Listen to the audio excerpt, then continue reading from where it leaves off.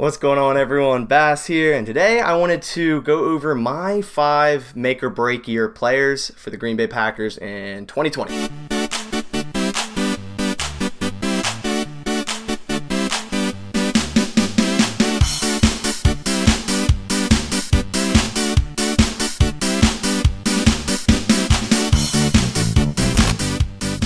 How's it going, everyone?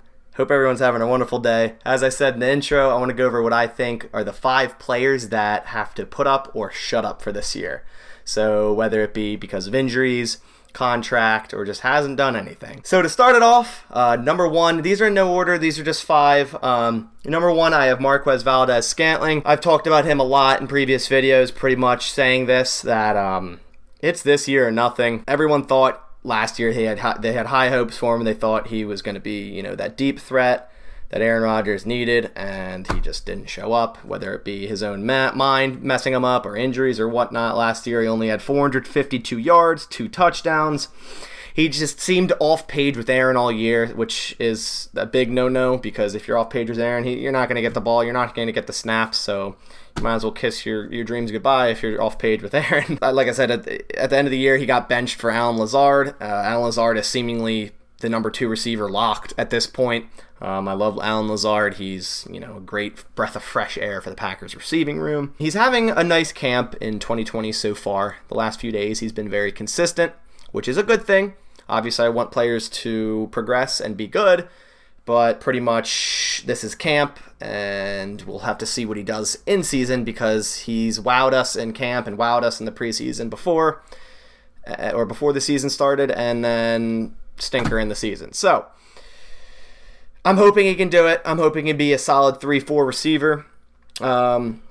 If he doesn't do much this year, I think he's going to be cut come next offseason, and then probably hop around a few other teams and maybe catch on. So good luck to him. At number 2, we have Josh Jackson.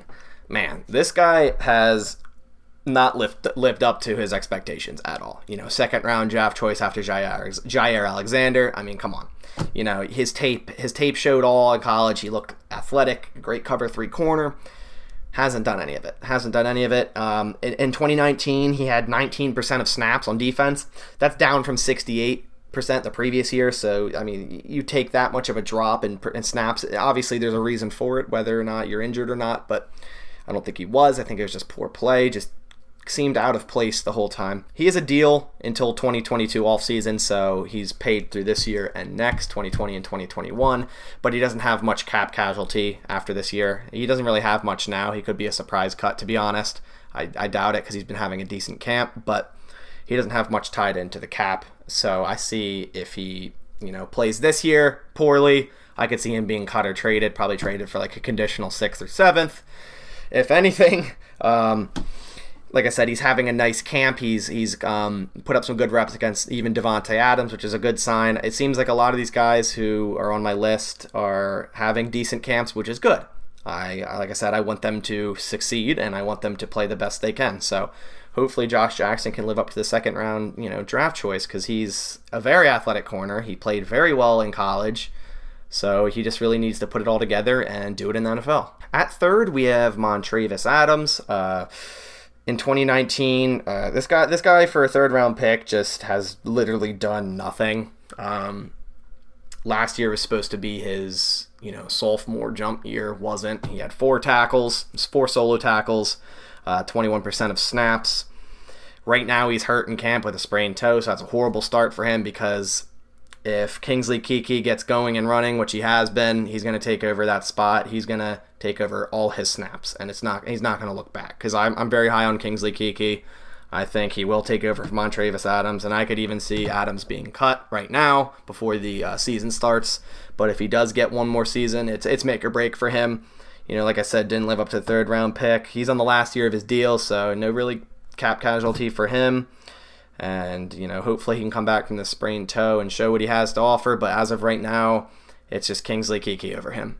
And that's the blunt truth of it. At number 4 is a similar situation. We have Oren Burks, 7 solo tackles in 2019, 9% of snaps. A lot of his snaps were on special teams. Just, we wanted him. We brought him into the defense to be that hybrid middle linebacker, the speedy, can cover ground, all that sort of thing. Just wasn't. I think he was hurt last year at the beginning of the year. Didn't make that sophomore jump. He signed through 2021, but I think he could be cut after this year as well. You got people like Kamal Martin, who was drafted this year, who's having a freaking amazing camp, so that's bad for Oren Burks. You have guys like Ty Summers, who's a good prospect who could make the jump over him. He's, like I said, he's having a decent camp. He's looking a little quicker than he's been, in past years, but I think it's a crowded room for that backup spot at inside linebacker. Plus, the Packers run a lot of nickel. They don't run two linebackers very often, if at all. So it's mainly just a depth thing or a backup thing, but I right now I have Kamal Martin over him. I have Kamal Martin taking that spot. I think it's a fight between Oren Burks and Ty Summers for that third linebacker spot right now. All right, number 5. This is a little bit questionable, but it's more so just because of injury history and contract situation, is Kevin King. Now, Kevin King is clear-cut second-string cornerback on this team. I think Kevin King is an amazing player when healthy. So, like I said, he's on the last year of his deal. You saw the Packers just sign Kenny Clark. They still have David Bakhtiari, Corey Linsley, and Aaron Jones, along with Kevin King. Not going to be able to sign all of them. So it's a weird situation for Kevin King, because if he gets hurt again and, say, plays 2/3 of the year, half the year, he's probably going to get re-signed at a cheap deal, because like a 1-year deal, because he was hurt. But if he plays all 16, has a hell of a year, the Packers might not be able to afford him. So that's why I have him on here, because it's a really weird situation. It's almost like if he goes out and balls out, he's going to be gone. But if he stays and has a decent year, or like a subpar year, an average year, and maybe misses 3-4 games, he might get re-signed for cheap. Played 82% of snaps 2019, so no worries there. He's going to get his snaps. He's going to get the start at number 2. 56 tackles, 5 interceptions. Led the team in interceptions, so he's good there. He dropped a lot of interceptions too. He probably should have had about 8 or 9 interceptions, which is crazy to say, but he seems to be around the ball a lot, which is good. Just needs to put it all together, forget that shoulder injury, get that swept under the rug. But like I said, with his availability, last year was his best year, so that's a good thing. His signs are pointing up. He had 14 started games last year, which is good, but over the last 3 years, he's only played 25 games. So that's out of 48, and that's only a 52% availability for Kevin King. So that's like a coin flip. Is he going to play? Is he not going to play? You know what I mean? So it's really, with Kevin King, it's just injuries, and it's such a weird situation for him in terms of, getting re-signed by the Packers next offseason, or, I think if they really think Kevin King can, stay away from the injuries, they should re-sign him now, because it's kind of a lose-lose situation for the Packers. Like I said, he gets hurt, then he gets hurt, and, he's back where he is, and the Packers re-sign him for a cheap deal maybe,